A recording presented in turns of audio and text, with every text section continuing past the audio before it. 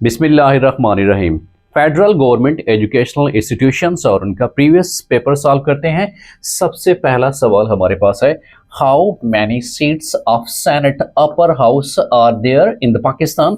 पाकिस्तान में जो सेनेट है जिसको अपर हाउस कहा जाता है, उसमें टोटल नंबर ऑफ सीट्स कितनी होती हैं वो याद रखिएगा, 96 होती हैं। अब अगर 96 इन सीट्स को डिस्ट्रीब्यूट किया जाए तो हर प्रोविंस के कितनी सीट्स बनती हैं, तो याद रखिएगा 23 सीट्स, 23 जो सीट्स होती हैं फ्रॉम ईच प्रोविंस के हर सूबे में से जो 23 सीटें होती हैं और फिर जो 4 सीटें होती हैं वो फेडरल कैपिटल से होती हैं। याद रखिएगा जी, वो फेडरल कैपिटल से होती हैं। और ये जो सेनेट होता है जिसको हम नाम जैसे यहाँ मेंशन किया गया है कि अपर हाउस और जो नेशनल असेंबली है उसको लोअर हाउस भी कहा जाता है। और सेनेट्स के जो टोटल मेंबरान की तादाद होती है वो कितनी होती है, वो 96 होती है। जबकि अगर नेशनल असेंबली के कुल मेंबरान की तादाद के हवाले से क्वेश्चन आ जाए तो वो याद रखिएगा 336 है। याद रखिएगा नेशनल असेंबली टोटल उसकी सीट्स कितनी हैं, 336 याद रखिएगा उसमें सीट्स हैं।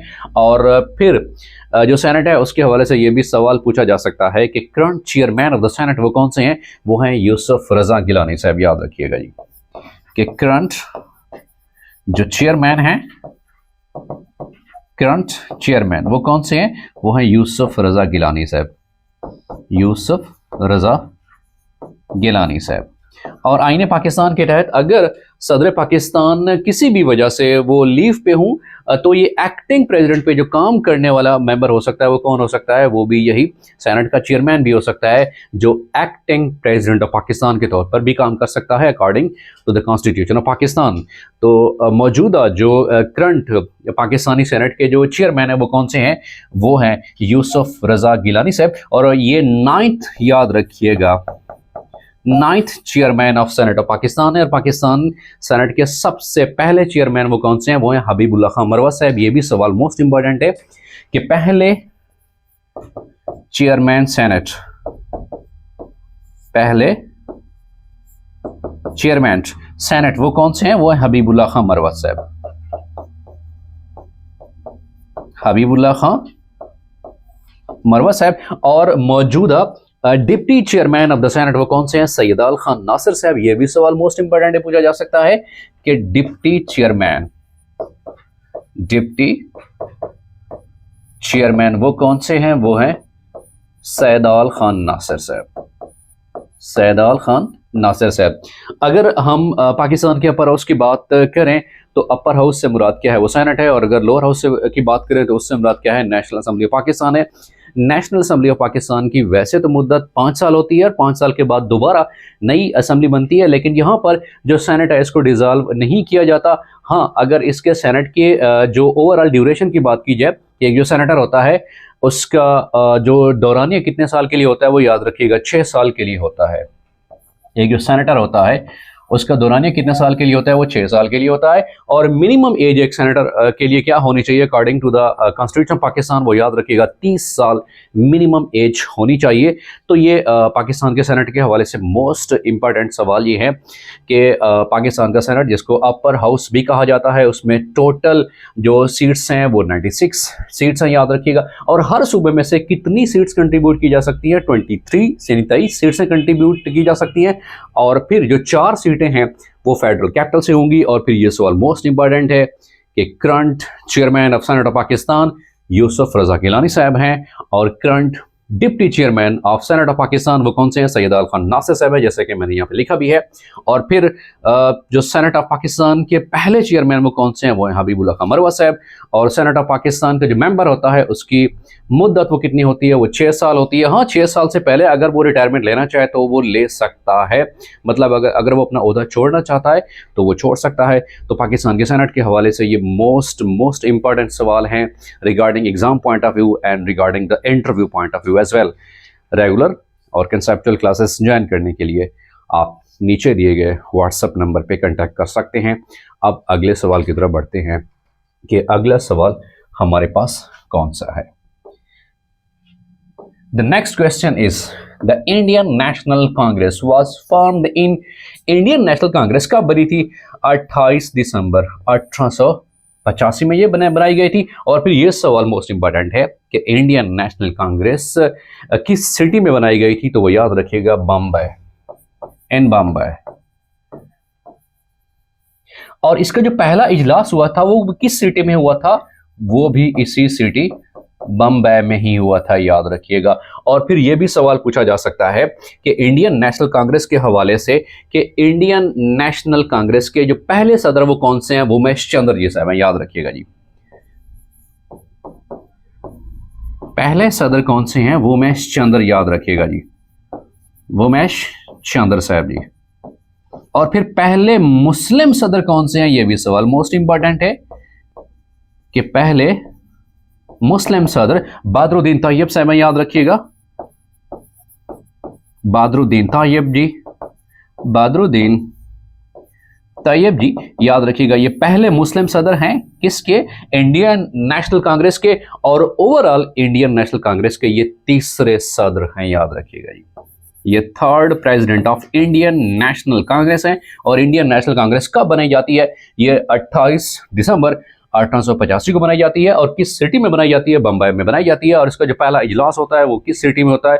वो भी बम्बई में ही होता है। और फिर इसका जो पहले प्रेसिडेंट वो कौन से हैं? वो हैं उमेश चंद्र जी साहब। और इसके पहले मुस्लिम जो सदर हैं वो कौन से हैं? याद रखिएगा, वो बदरुद्दीन तैयब जी साहब हैं। और ओवरऑल ये इंडियन नेशनल कांग्रेस के तीसरे सदर भी हैं। अगले सवाल की तरफ बढ़ते हैं कि अगला सवाल हमारे पास कौन सा है। द नेक्स्ट क्वेश्चन इज, अगला सवाल हमारे पास है, haemodialysis is a technique to cure the problem of.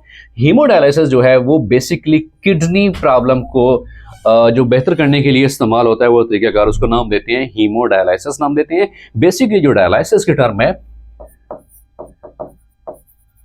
Dialysis, इसका मतलब यह है कि अगर किडनी प्रॉपर तौर पे काम नहीं कर रहा तो फिर डायलिसिस करानी पड़ती है। और दो तरह की डायलिसिस होती है, एक हीमोडायलिसिस और दूसरा होता है पेरिटोनियल डायलिसिस। इसमें क्या होता है? आर्टिफिशियल क्लीनिंग ऑफ ब्लड, हम ये भी कह सकते हैं कि आर्टिफिशियल क्लीनिंग ऑफ ब्लड, याद रखिएगा जी, आर्टिफिशियल क्लीनिंग ऑफ ब्लड। और आर्टिफिशियल क्लीनिंग ऑफ ब्लड उस वक्त किया जा सकता है जब रीनल फेल्योर अक्कर होता है। Renal failure mean the kidney failure. It means the kidney is unable to work, is unable to perform its function properly. तो वो परमानेंट भी हो सकता है और वो पार्शियल भी हो सकता है। तो फिर उसका इलाज क्या हो सकता है? फिर हीमोडायलिसिस कराते हैं, आर्टिफिशियल क्लीनिंग ऑफ ब्लड कराते हैं। और फिर इसके दो टाइप्स हैं, एक को नाम देते हैं हीमोडायलिसिस, दूसरे को नाम देते हैं पेरिटोनियल डायलिसिस। और अगर हीम की बात की जाए सो मेडिकल टर्म में हीम से मुराद, याद रखिएगा, इट मीन्स द ब्लड, याद रखिएगा जी। And scientific study of blood is termed as the haematology, उसे नाम देते हैं। तो ये हीमोडायलिसिस के हवाले से सवाल था कि हीमोडायलिसिस जो है वो किस ये प्रॉब्लम को हल करने के लिए इस्तेमाल होता है। बेसिकली किडनी यानी गुर्दा होता है, मेडिकल टर्म में उसको रीनल बोलते हैं। तो गुर्दे के जो प्रॉब्लम है, खसूसन आर्टिफिशियल क्लीनिंग ऑफ ब्लड, क्योंकि गुर्दे का काम ही यही होता है कि ब्लड को फिल्टर करके urine banana, it's basic function of the kidney. और अगर किडनी अपना यही फंक्शन सही तरह से परफॉर्म नहीं कर रहा होता तो फिर क्या करना पड़ता है? हीमोडायलिसिस या पेरिटोनियल डायलिसिस कराना होता है। अगले सवाल की तरफ बढ़ते हैं कि अगला सवाल कौन सा है। द नेक्स्ट क्वेश्चन इज, हना लेक इज लोकेटेड इन, वो कहाँ पे है? वो क्वेटा बलूचिस्तान में है, याद रखिएगा। और अगला सवाल हमारे पास है, the largest planet of the solar system, वो कौन सा है? वो जुपिटर है। और स्मॉलेस्ट कौन सा है? ये मोस्टली रिपीटेड क्वेश्चन है। Smallest is the mercury. और इसी तरह से hottest and the brightest is the Venus, याद रखिएगा। hottest planet and same is the case the brightest planet of our solar system, brightest वो कौन सा है? वो याद रखिएगा, वीनस ही है। तो ये सोलर सिस्टम के हवाले से मोस्ट रिपीटेड क्वेश्चन है कि जो largest planet of the solar system वो कौन सा है? वो है जुपिटर है। और स्मॉलेस्ट कौन सा है? वो मरकरी है। और फिर hottest and the brightest planet of the solar system it is Venus, याद रखिएगा जी। उसके बाद अगला सवाल है कि which is the currency of Indonesia. तो उसकी करेंसी क्या है? रुपया उसकी करेंसी है। When Pakistan officially joined united nation organisation UNO Pakistan UNO का जो बाकायदा मेंबर बना था वो 30 सितंबर 1947 को बना था। और जो यूनाइटेड नेशन डे मनाया जाता है, याद रखिएगा, हर साल 24 अक्टूबर को यूनाइटेड नेशन डे भी मनाया जाता है, क्योंकि यही वो दिन है जिस दिन यूनाइटेड नेशन का क़याम अमल में आता है। और फिर पाकिस्तान यूनाइटेड नेशन को ऑफिशियली तौर पर कब ज्वाइन करता है, वो याद रखिएगा, 30 सितंबर 1947 को पाकिस्तान यूनाइटेड नेशन का ऑफिशियल बाकायदा मेंबर भी बन जाता है। अगले सवाल की तरफ बढ़ते हैं कि अगला सवाल कौन सा है। The next question is which is the national game of Pakistan. Pakistan का जो नेशनल गेम वो कौन सा है, वो है हॉकी। उसके बाद है कि who was the first president of Pakistan, वो है सिकंदर मिर्जा साहब। और पाकिस्तान के पहले गवर्नर जनरल कौन से हैं, वो है क़ायद आज़म मोहम्मद अली जिन्ना साहब। पाकिस्तान के पहले प्राइम मिनिस्टर लियाकत अली खान साहब। और पाकिस्तान के पहले सदर कौन है, वो हैं सिकंदर मिर्जा साहब, याद रखिएगा। और करंट प्रेसिडेंट ऑफ पाकिस्तान कौन से हैं, सदर आसिफ अली जरदारी साहब हैं। और current prime minister of Pakistan Mian Mohammad Shahbaz Sharif हैं। अगर करंट जो है पोजीशंस के हवाले से ये भी सवाल पूछे जा सकते हैं। अगला सवाल है कि what is the length of great wall of China.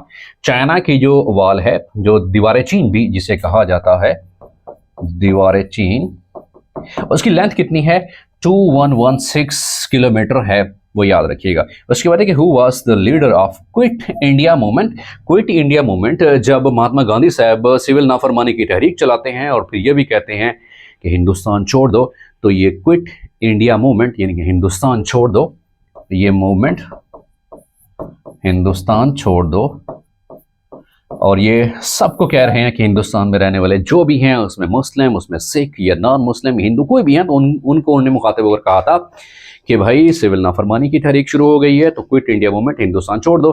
तो ये किसने स्टार्ट की थी, ये महात्मा गांधी साहब ने स्टार्ट की थी। उसके बाद है कि विच is the highest mountain of Hindu का रेंज, तो वो तिरछ मीर जो है वो उसका सही जवाब है। अगला सवाल है that is deficiency of iodine causes. जो डेफिशिएंसी ऑफ आयोडीन होती है, ये बेसिकली मिनरल डेफिशिएंसी होती है, वो ग्विटर की बीमारी होती है, जिसको गिलहड़ की बीमारी भी कहा जाता है। तो आयोडीन की कमी की वजह से जो बीमारी होती है वो कौन सी होती है, वो ग्विटर की बीमारी होती है, याद रखिएगा। उसके बाद है कि Quaid Azam joined All India Muslim League. जो क़ायद आज़म है उन्होंने ऑल इंडिया मुस्लिम लीग को कब ज्वाइन किया था, 1913 में ज्वाइन किया था।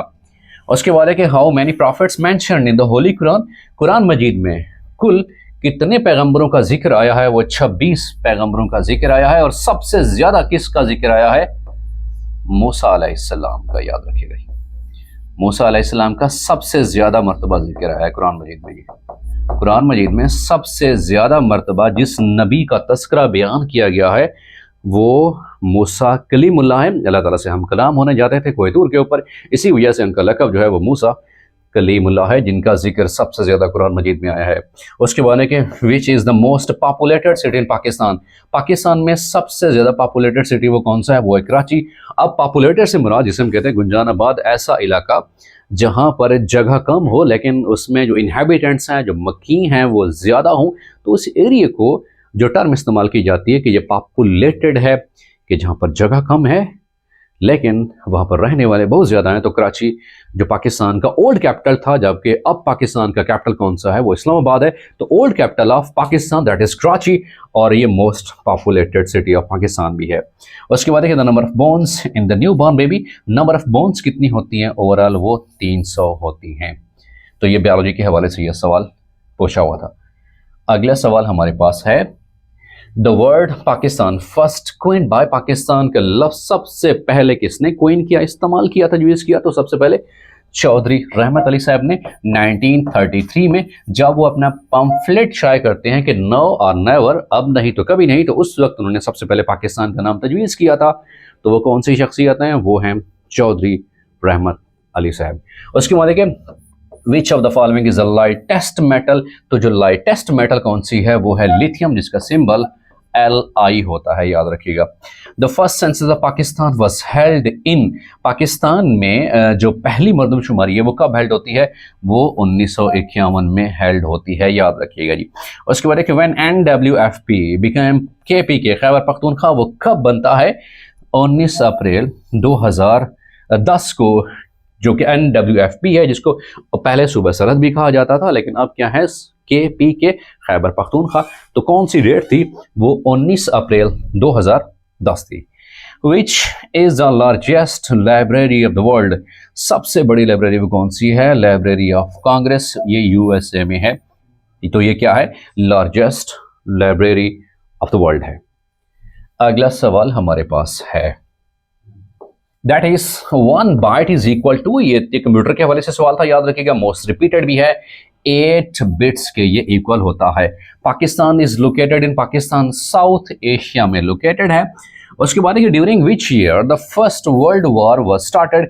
1914 में। हमारे पास है the largest ocean of the world. तो लार्जेस्ट ओशियन वो कौन सा है? वो पैसिफिक ओशियन है। और इसके लिए अक्सर औक़ात हम स्टूडेंट को टर्म इस्तेमाल बताते हैं कि PAISA। तो ये पैसिफिक सबसे पहले जो है, इसी वजह से जो दुनिया का सबसे बड़ा ओशियन है वो कौन सा है? वो पैसिफिक ही है। उसके बाद देखिए, what organ produces the bile? वो कौन सा ऑर्गन है जो कि बाइल प्रोड्यूस करता है? वो है लिवर है। और फिर लिवर से 2 हार्मोन भी सेक्रेट होते हैं जिसको नाम देते हैं, वन इज द ग्लूकागॉन, याद रखिएगा, ग्लूकागॉन। और ग्लूकागॉन क्या करता है? ये ब्लड में ग्लूकोज कंसंट्रेशन को अप करता है, याद रखिएगा जी, ग्लूकोज कंसंट्रेशन को ये क्या करता है? अप करता है, बढ़ा देता है। इसके बरक्स जो लिवर के साथ जो दूसरा हार्मोन सेक्रेट होता है जिसको नाम देते हैं दैट इज इंसुलिन। और इंसुलिन का काम क्या होता है? ये बेसिकली ग्लूकोज कंसंट्रेशन को डाउन कर देता है। और ये दोनों ग्लूकागॉन और इंसुलिन, एक ग्लैंड होता है, इसे नाम देते हैं पैंक्रियाज, लिवर के साथ अटैच होता है। तो पैंक्रियाज इन दोनों को सेक्रेट करता है जिसको हम लबलबा भी बोलते हैं, याद रखिएगा जी, ठीक है।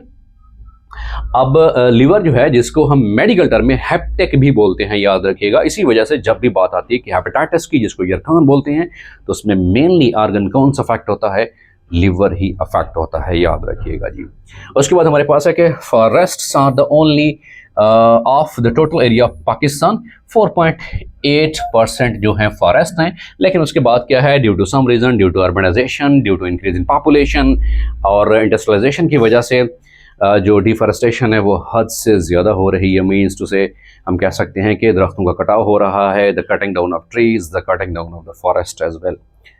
उसके बाद हमारे पास है कि on which side of Pakistan Iran is located? Iran कहाँ पे? वेस्ट में है, याद रखिएगा जी।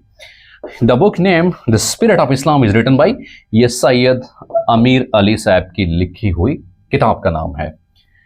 अगला सवाल हमारे पास है, and that is the capital of Egypt is, वो कौन सा है? वो कैरो है। उसके बाद है कि when Mohammad Ali Jinnah gave 14 points, Mohammad Ali Jinnah ने 1928 में जो नेहरू रिपोर्ट पेश की जाती है उसके रिस्पांस में 1929 में जो 14 नुकात पेश किए थे, तो वो कब पेश किए थे? कह रहे मोहम्मद अली जिन्नाह साहब ने 14 पॉइंट्स 1929 में पेश किए थे। Who is called the father of internets? तो वेंटन सेफ को कहा जाता है। उसके बाद देखिए, Allama Iqbal receive the title of sir, sir का इनको खिताब कब मिला था? 1922 में इनको सर का खिताब मिला था। और अल्लामा इकबाल कौमी शायर, शोराए आफाक शायर, जिसको हम ये भी कह सकते हैं कि इल्हामी शायरी भी इनकी है। और इकबाल साहब के हवाले से तो ये सवाल पूछा हुआ था कि अल्लामा इकबाल साहब को सर का खिताब कब मिला था? वो 1922 में मिला था। और अल्लामा इकबाल के कौन से ऐसे प्रोफेसर साहब हैं जिन्होंने अल्लामा इकबाल को शायरी पे मजबूर किया था? क्योंकि इकबाल साहब तो शायरी भी छोड़ चुके थे, वो तो उनकी मेहरबानी है। प्रोफेसर आर्नल्ड साहब की ये भी सवाल पूछा जा सकता है। प्रोफेसर आर्नल्ड साहब, the man who gave us Iqbal, professor Arnold साहब जिन्होंने इकबाल साहब को कहा था कि भाई आप मुफक्किर बनो, आप शायर बनो, तो इकबाल साहब तो शायरी भी छोड़ चुके थे एक लम्हे के ऊपर। But the credit goes to the teacher of Iqbal who is professor Arnold, who inspired Iqbal to write the poetic verses. तो अल्लामा इकबाल साहब के प्रोफेसर कौन से? प्रोफेसर आर्नल्ड साहब। उसके बाद देखिए, which is the firstest memory of the computer, तो वो कौन सी? वो कैश मेमोरी है। तो कंप्यूटर के हवाले से ये सवाल पूछा हुआ था। अगला सवाल हमारे पास है, एंड दैट इज, अगला सवाल हमारे पास है, विच इज़ द लॉन्गेस्ट सूरा इन द होली कुरान, कुरान मजीद में सबसे बड़ी सूरत कौन सी है? वो सूरह बकरा है। और कुरान की सबसे छोटी सूरत कौन सी है? वो सूरह कौसर है, याद रखिएगा कि कुरान मजीद की सबसे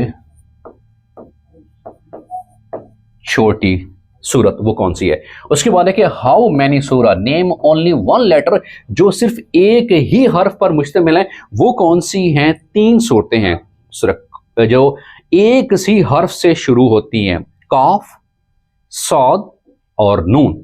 वो हर्फ कौन से हैं? कॉफ, स्वाद और नून।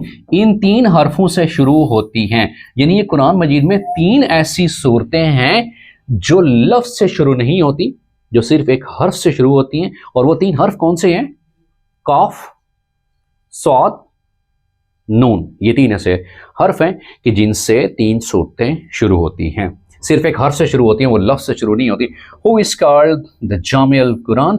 जिन्होंने कुरान को जमा किया था वो कौन से हैं? हज़रत उस्मान गनी है, जिनको ज़ुन्नुरैन का भी लक़ब दिया जाता है कि आप सल्लल्लाहु अलैहि वसल्लम की 2 साहिबजादियाँ इनके निकाह में आई थी। तो हज़रत उस्मान गनी रज़ी अल्लाह तआला अन्हु, उनके बारे में ये सवाल था कि ये जामिल कुरान भी कहलाते हैं, जिन्होंने कुरान को जमा कराने का काम भी किया था जी। उसके बाद है द होली प्रॉफिट सल्लल्लाहु अलैहि वसल्लम परफॉर्म्ड हज। आप सल्लल्लाहु अलैहि वसल्लम ने 10 हिजरी को हज अदा किया था, और आप सल्लल्लाहु अलैहि वसल्लम ने अपनी ज़िंदगी में सिर्फ एक हज अदा किया था। और उम्रा मुबारक कितने अदा किए थे? 4 उम्रा मुबारक अदा किए थे अपनी ज़िंदगी में। सिर्फ एक हज और उम्रा मुबारक कितने किए थे? 4 उम्रा मुबारक किए थे अपनी ज़िंदगी में पाक पैगंबर सल्लल्लाहु अलैहि वसल्लम ने। तो ये हज के हवाले से सवाल भी था, कौन सा वो हिजरी कैलेंडर में साल था? तो वो 10 हिजरी था, याद रखिएगा। उसके बाद देखिए विच सूरा इज कॉल्ड अरुसुल Quran, the bride of the Quran? वो सूरा रहमान को कहा जाता है, जिसको अरुसुल कुरान भी कहा जाता है, यानी कुरान मजीद की दुल्हन। ठीक है, वो कौन सी है? या इसे जीनत कुरान भी कहा जाता है, वो है सूरा रहमान। और कुरान मजीद का दिल, the heart of the Quran, वो कौन सा है? वो सूरा यासीन, जिसको कुरान मजीद का दिल भी कहा जाता है। और आप सबने फरमाया था कि मेरा दिल करता है कि मैं हर उम्मती के दिल में सूरा यासीन महफूज हो जाए। तो ये सवाल पूछा हुआ था कि अरुसुल कुरान, कुरान मजीद की दुल्हन, कुरान मजीद की किस सूरत को कहा जाता है? वो सूरा रहमान को कहा जाता है, और इसे जीनत कुरान भी कहते हैं, याद रखिएगा जी, इसे जीनत कुरान भी कहा जाता है। अगले सवाल की तरफ बढ़ते हैं कि अगला सवाल हमारे पास कौन सा है। द नेक्स्ट क्वेश्चन इज खतीबुल अंबिया is the title of which profit? वो हजरत शुएब जो है इनका जो टाइटल है, इनको जो टाइटल दिया जाता है वो कौन से हैं? खतीबुल अंबिया हजरत शुएब अलैहिस्सलाम है। और जादुल अंबिया किसे कहा जाता है? हजरत इब्राहीम अलैहिस्सलाम को कहा जाता है कि जादुल अंबिया, यानी अंबिया की जो जद है वो यहाँ से शुरू होती है। How many versus were revealed in the first वही? जो पहली वही नाजिल हुई थी उसमें कुल आयात की तादाद कितनी थी? वो याद रखिएगा, 5 थी। उसके बाद है कि हज़रत उमर रज़ी अल्लाह तआला अन्हु embraced Islam influenced by the which सूरा ऑफ होली कुरान? हज़रत उमर रज़ी अल्लाह तआला अन्हु जब नौज़ुबिल्लाह आप सल्लल्लाहु अलैहि वसल्लम को कत्ल करने के इरादे से निकलते हैं, तो उस वक्त उनको कोई कहता है कि भाई अपने पहले घर की तो खबर दो, लो, क्यों? क्योंकि आपकी बहन भी तो इस्लाम कबूल कर चुकी हैं। तो उस वक्त वो फिर वापस चले आते हैं, और फिर उनकी बहन जब कुरान की तिलावत कर रही होती हैं, और ये सवाल भी यहाँ ये पूछा हुआ है कि हज़रत उमर रज़ी अल्लाह तआला अन्हु ने कौन सी सूरत से मुतासिर होकर जो है वो इस कबूल इस्लाम किया था? तो उस वक्त हज़रत उमर की बहन जो है वो सूरह ताहा की कुरानी आयत तिलावत फरमा रही थी। उन्हीं से मुतासिर होकर जब दोबारा वो तलवार लेकर आप सल्लम के दरबार में आए तो सहाबा कराम ने रोकने की कोशिश की, लेकिन आप सल्लल्लाहु अलैहि वसल्लम ने कहा इनको आने दो।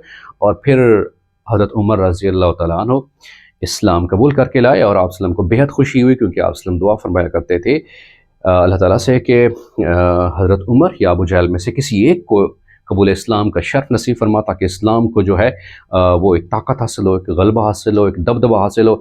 तो वो दुआ हज़रत उमर रज़ी अल्लाह तआला अन्हु के हक़ में कबूल होती है। और हज़रत उमर रज़ी अल्लाह तआला अन्हु फिर जिनको फ़ारूक का लक़ब भी दिया गया था कि हक़ और बातिल के दरमियान फ़र्क करने वाला, तो उस हवाले से ये भी सवाल पूछा जा सकता है। और यह जो सवाल पूछा हुआ था कि हज़रत उमर रज़ी अल्लाह तआला अन्हु ने जो कबूल इस्लाम किया था वो किस सूरा से मुतासिर होकर? सूरह ताहा से मुतासिर होकर। उसके बाद है what was the relation between हज़रत हारून और हज़रत मूसा अलैहिस्सलाम के दरमियान किस जो ताल्लुक़ था वो कौन सा था? ब्रदरहुड का, यानी वो बिरादर थे, भाई थे। अगला सवाल हमारे पास है, next question is how many joule are there in 1 calorie? 1 calorie में कितने जॉल होते हैं? 4.2 जॉल होते हैं जी। ओजोन लेयर, ओजोन का फार्मूला O3 है, याद रखिएगा। और ये बेसिकली प्रोटेक्शन का काम करती है, सूरज से जो हार्मफुल शुआएं आ रही होती है, खतरनाक शुआएं, तो उसके लिए एक फिल्टर का काम करती है। तो जो ओजोन लेयर है एग्जिस्ट अबव द अर्थ, तो अर्थ क्रस्ट के कितना वो फासले पे एग्जिस्ट करती है? अबाउट 30 किलोमीटर वो एग्जिस्ट करती है जी। The percentage of oxygen in the human body is 65% जो है ऑक्सीजन का कंपोजिशन है। Which gas is responsible for the fermentation, वो है कार्बन डाइऑक्साइड, फर्मेंटेशन के लिए है। और जब फर्मेंटेशन की बात हम करते हैं बेसिकली ये ग्लूकोज की जो है ऑक्सीडेशन रिडक्शन का नाम है, जिसमें ग्लूकोज को ब्रेक डाउन किया जाता है और फिर वो एरोबिक भी हो सकती है, एनारोबिक भी हो सकती है। सो वो किसकी मौजूदगी में होती है, वो कार्बन डाइऑक्साइड की मौजूदगी में ही होती है जी। उसके बाद है कि human blood is divided into the main groups, इंसानी जो ग्रुप है उसको 4 ग्रुप में तकसीम किया जाता है। वो 4 ग्रुप्स कौन से हैं, the blood group A, the B and then A B then O, ये 4 ब्लड ग्रुप हैं, याद रखिएगा जी। और इसमें जो कहा जाता है कि यूनिवर्सल डोनर जो सबको खून दे सकता है, यूनिवर्सल डोनर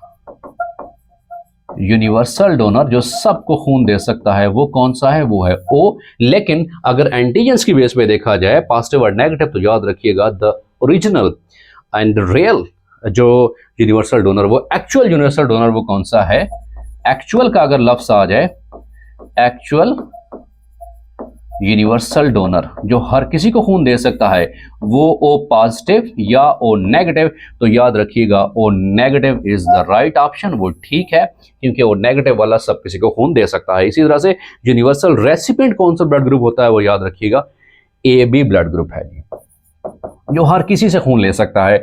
वो ए से भी ले सकता है, वो बी से भी ले सकता है, वो ए बी से भी ले सकता है and same is the case वो ओ से भी ले सकता है। बट अगर यूनिवर्सल रेसिपिएंट के हवाले से सवाल आ जाए रिगार्डिंग द एंटीजेंस पॉजिटिव और नेगेटिव, तो याद रखिएगा कि ए बी पॉजिटिव जो है ये एक्चुअल ब्लड ग्रुप रेसिपिएंट है, क्योंकि ये पॉजिटिव एंटीजन से भी ले सकता है और नेगेटिव से भी ले सकता है। तो बायोलॉजी के हवाले से ये भी सवाल मोस्ट इंपॉर्टेंट है, या ब्लड के हवाले से भी ये सवाल पूछे जा सकते हैं। तो टोटल जो है जो ब्लड ग्रुप्स हैं वो कितने हैं, वो 4 हैं, as I mention the A B and O as well. अगले सवाल की तरफ बढ़ते हैं। अगला सवाल हमारे पास है, that is what is the synonym of the mute. Mute का सिनोनिम क्या होता है भाई, साइलेंट, मतलब खामोश हो जाना। उसके बाद है कि what is the antonym of assemble. Assemble का मतलब क्या होता है, इकट्ठा करना, गैदर करना, ठीक है, यूनाइट करना। और उसका जो एंटोनिम क्या होता है कि स्कैटर करना। मतलब क्या है, जिसको उर्दू में बोलते हैं कि तितर बितर कर देना, बिल्कुल अलग अलग कर देना, मतलब ये जो है उसका राइट एंटोनिम है। उसके बाद है कि where there is a will there is a way. जहां चाहा वहां रहा, मतलब जहां पे बंदा दिल से काम करता है तो वहां कोई ना कोई रास्ता निकल आता है जी। So where there is a will there is a वे।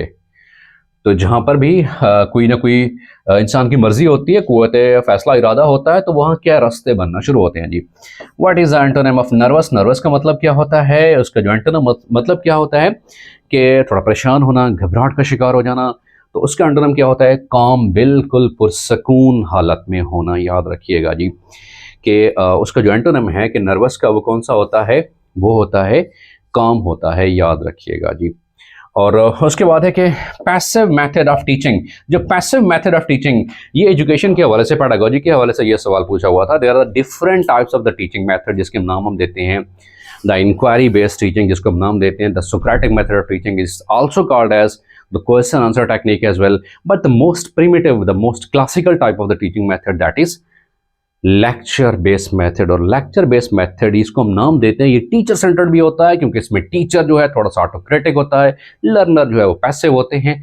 इसी वजह से कि पैसिव मेथड ऑफ टीचिंग वो कौन सा होता है, वो लेक्चर मेथड होता है। इसका सिर्फ ये एडवांटेज हो सकता है कि अगर ये हायर क्लासेस के लिए हो, respected participants, for higher classes,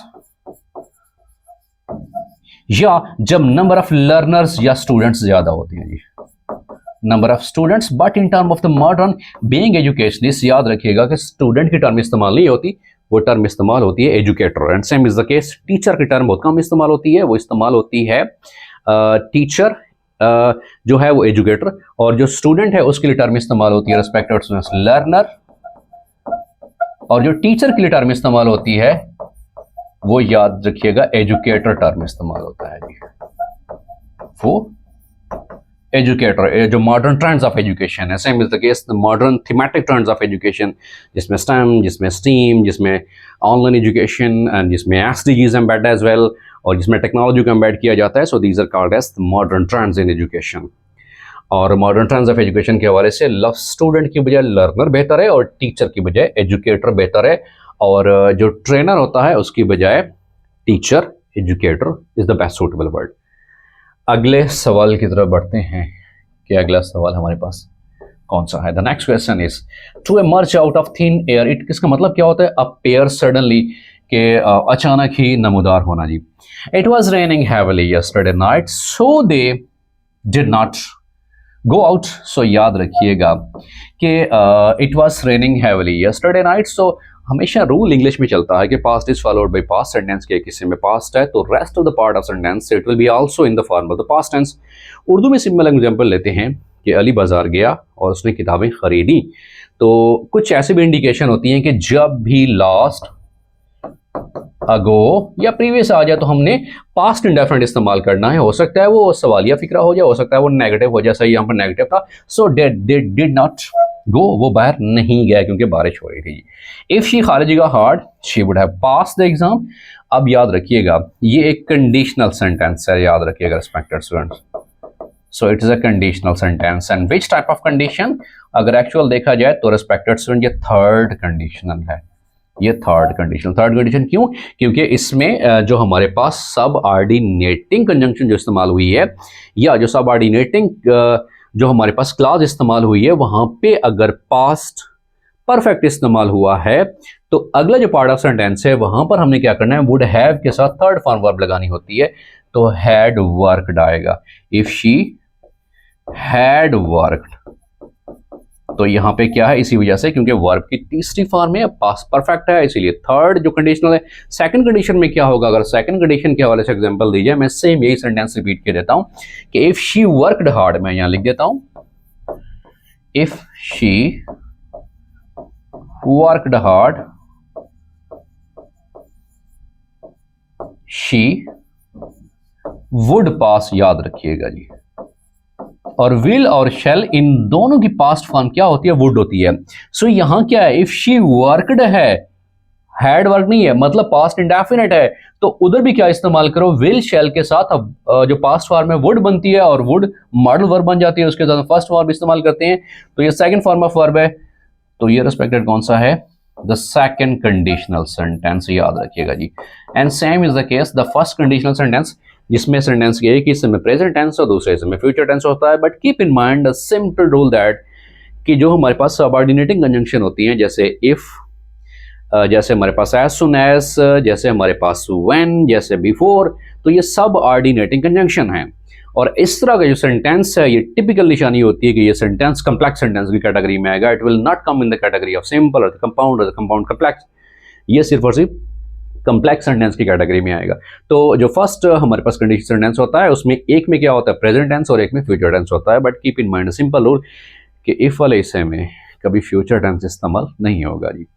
और इसी तरह से जीरो कंडीशन क्या होता है? जीरो कंडीशन में जहां दोनों सेंटेंसेस में जो दोनों पार्ट ऑफ सेंटेंस होते हैं वहां पर प्रेजेंट टेंस इस्तेमाल होता है। Like if it rains land gets wet, same is the case if you heat ice it melts, same is the case if you heat the water it boils. दोनों में क्या है? प्रेजेंट टेंस इस्तेमाल हुआ है। अगर दोनों में प्रेजेंट टेंस इस्तेमाल होता है तो इस तरह के सेंटेंस को हम टर्म इस्तेमाल करते हैं कंडीशनल सेंटेंसेस में कि ये हमारे पास जीरो कंडीशनल सेंटेंसेस कहलाते हैं। उसके बाद हमारे पास है he wanted to go swimming but it was raining. अब इससे कौन सी कंजंक्शन है? ये कोऑर्डिनेटिंग कंजंक्शन है, याद रखिएगा जी। और जो कोऑर्डिनेटिंग कंजंक्शन है उसके लिए हम टर्म इस्तेमाल करते हैं फाइन बॉयज, याद रखिएगा जी। Fine boys stand for and nor but yet, so yet and so ये जो हमारे पास है ये कोऑर्डिनेटिंग कंजंक्शन है। सो यहाँ बट आया हुआ है और यहाँ दो main classes, he wanted to go swimming ये main class, same is the case it was raining ये मेन क्लास है। इस तरह के सेंटेंसेस की अगर बात की जाए तो कंपाउंड सेंटेंस होता है। कंपाउंड सेंटेंस की टिपिकल निशानी ये होती है कि वो फाइन बॉयज कंजंक्शन के साथ अटैच होता है। So right option is the coordinating conjunction. अगले सवाल की तरफ बढ़ते हैं। अगला सवाल हमारे पास है, he said to me where were you। तो ये हमारे पास इंटरोगेटिव सेंटेंस है। इंटरोगेटिव सेंटेंस की बेसिकली दो तरह की जो निशानियां होती हैं, या तो वो सवालिया लफ्ज से फिक्रा शुरू होता है जैसे वेयर यहाँ है, या वो शुरू हो सकता है only and only helping verb से। तो यहाँ पर क्या है? वो क्वेश्चन वर्ड से फिक्रा शुरू हुआ है, सवालिया लफ्ज से। तो हम ओवरऑल सेड की जगह क्या इस्तेमाल करेंगे? आस्क, जैसे यहाँ पे आस्क किया है, ठीक है, आप इंक्वायर भी कर सकते हो जी, और उसके बाद टू नहीं लगता जी। सो ही आस्क्ड मी। अब यहाँ कामास खत्म करने कुछ नहीं लगाएंगे क्योंकि नरेशन का रूल है, अगर ये क्वेश्चन वर्ड से सेंटेंस स्टार्ट होता है तो फिर हमने कुछ भी इस्तेमाल नहीं करना होता। हाँ, अगर फिक्र हेल्पिंग वर्ब से शुरू है तो फिर आप वेदर भी लगा सकते हो, इफ भी लगा सकते हो, ये नरेशन का रूल होता है जी। तो यहाँ क्वेश्चन वर्ड से फिक्र शुरू है, वेयर का वेयर लगा दिया। उसके बाद थोड़ी सी चेंजिंग ये करनी होती है। नरेशन का रूल ये होता है कि आपने सेंटेंस को पहले सिंपल कन्वर्ट करना होता है, फिर आपने उसको चेंजिंग करनी होती है। सो जब मैं सिंपल करूंगा इट मीन्स यू वर आएगा जी। अगर इसको मैं सिंपल सेंटेंस को करूं तो ये आएगा यू वर आएगा जी। अब इसको जब मैं चेंज करूंगा तो यू को मैं चेंज करूंगा, इट्स अ सेकंड पर्सन, ये ऑब्जेक्ट के मुताबिक आएगा, याद रखिएगा। और यहाँ का यू सब्जेक्टिव केस है तो मुझे मी का सब्जेक्टिव केस भी लेके आना पड़ेगा, आई है, याद रखिएगा जी। और वाज वर जहां पे भी आ जाए उससे अगले टेंस में लेके जाना होता है। हम क्या इस्तेमाल करेंगे वेयर आई हैड बीन, याद रखिएगा जी, ठीक है। तो ये रूल होता है कि नरेशन में हमने उससे अगले पास्ट टेंस में जो है वो सेंटेंस लेके जाना होता है। इट मींस प्रेजेंट को पास्ट में, पास्ट को पास्ट परफेक्ट में, याद रखिएगा जी। हैज हैव को हैड में लेके जाएंगे जी, इज एम आर को वाज वर में, वाज वर को हैड बीन में लेके जाएंगे, ये रूल होता है इंग्लिश का। Remains of living organism from the past are named as, जो जिंदा जानदारों की बाकियात होती हैं उसे क्या नाम दिया जाता है? उसे फॉसिल्स नाम दिया जाता है। और ये बेसिकली जो बायोलॉजी की ब्रांच होती है उसको क्या नाम दिया जाता है? पैलियोंटोलॉजी को नाम पैलियोंटोलॉजी कहा जाता है जी। The scientific study of fossils of the living organism. So fossil are, these are the dead remains of the living organism. जिंदा जानदारों की वो मुर्दा बाकियात जो जमीन के अंदर दफन हो चुकी हैं उनको फॉसिल्स कहा जाता है। और बायोलॉजी की वो ब्रांच जो कि फॉसिल्स को स्टडी करती है दैट इज टर्म्ड एज, उसको पैलियोंटोलॉजी कहा जाता है। उसके बाद देखिए freezing point of pure water is, pure water का जो फ्रीजिंग पॉइंट है, अब यहाँ पे सेंटीग्रेड की अगर बात की जाए, जो फ्रीजिंग वाटर है वो 0 सेंटीग्रेड है, याद रखिएगा। बट यहाँ पर जो क्वेश्चन था ये फ़ारेनहाइट में था, तो 32 फ़ारेनहाइट याद रखिएगा जो है वो freezing point of pure water है, याद रखिएगा। अब अगर वो सेंटीग्रेड में पूछे तो जाहिर सी बात है पानी का जो फ्रीजिंग पॉइंट होता है वो कौन सा होता है? 0 सेंटीग्रेड। और सेम इज द केस अगर वो बॉइलिंग पॉइंट की बात करें तो वो कौन सा होता है? 100 सेंटीग्रेड। बट यहाँ पे जो सवाल पूछा हुआ था वो फ़ारेनहाइट के हवाले से पूछा हुआ था, क्योंकि जो टेम्परेचर के यूनिट हैं वो फ़ारेनहाइट भी हैं, ठीक है, वो सेल्सियस भी हैं, ठीक है, केल्विन भी होता है, same is the case. But यहाँ पे क्या होता जो फ़ारेनहाइट के हवाले से सवाल पूछा हुआ था। इसके बाद है कि यू डिड इट वेल, आपने बड़ा अच्छा काम किया है। सो वेल यहाँ पे क्या है? अब याद रखिएगा ऐसा लफ्ज जो किसी भी वर्ब को मॉडिफाई करे, किसी एडजेक्टिव को मॉडिफाई करे या ए अदर एडवर्ब को मॉडिफाई करे, वो क्या कहलाता है? वो एडवर्ब कहलाता है, याद रखिएगा। सो यू डिड इट, आपने ये किया, you did it well. So well किसको बयान कर रहा है? बेसिकली वर्ब को मॉडिफाई कर रहा है। सो दैट इज एडवर्ब, जिसको आप उर्दू में मुताल्लिक फेल भी कह सकते हो। उसके बाद देखिए I have done enough practice of the test, enough is, अब I have done enough practice, practice is a noun, याद रखिएगा, although it's an abstract noun, but ऐसा लफ्ज जो नाउन को डिस्क्राइब करे उसे क्या कहा जाता है? उसे एडजेक्टिव कहते हैं। सो एनफ यहाँ पे इस्तेमाल हुआ है बतौर एडजेक्टिव के ही इस्तेमाल हुआ है कि एडजेक्टिव क्या मॉडिफाई करता है? वो किसी भी नाउन या प्रोनाउन को मॉडिफाई करता है, जिसको इस्म सिफत भी कहा जाता है। अगले सवाल की तरफ बढ़ते हैं कि अगला सवाल हमारे पास कौन सा है। The next question is pedagogy means, pedagogy जो है ये teaching method and teaching technique से है। सो पैडागोजी से क्या मुराद है? ये पैडागोजी है, ठीक है। इसी तरह से अगर एंड्रोगोजी आ जाए तो ये क्या होता है? टीचिंग ऑफ एडल्ट्स के हवाले से ये होता है।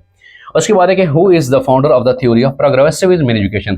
प्रोग्रेसिविज्म जो है ये जॉन डेवी साहब ने दिया था, और जॉन डेवी साहब अमेरिकन एजुकेशनिस्ट फिलोसोफर थे, और जिन्होंने बेसिक जो है एक स्लोगन दिया था कि learning to do by learning, learning to do by learning.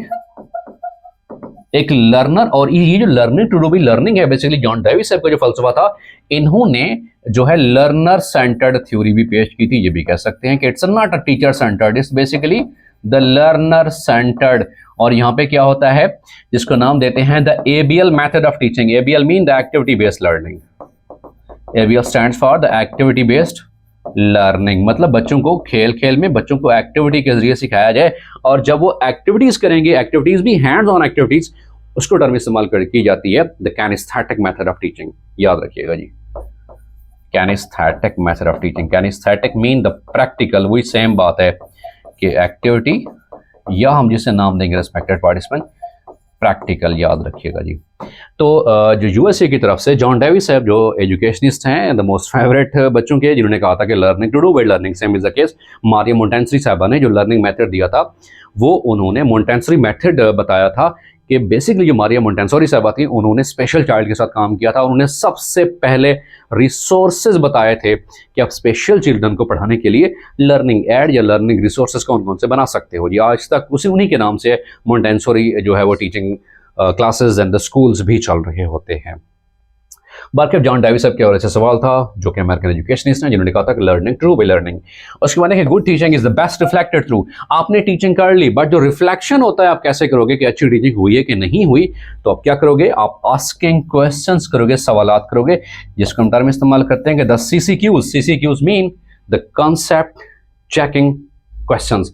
और फिर ये कहाँ पे आएंगे, ये आएंगे क्रिटिकल थिंकिंग के थ्रू। मतलब ये कि अगर आपकी टीचिंग में क्वेश्चंस हैं, the fostering the critical thinking, कि अगर आप क्रिटिकल थिंकिंग करा रहे हो बच्चों के अंदर, it means to think out of the box.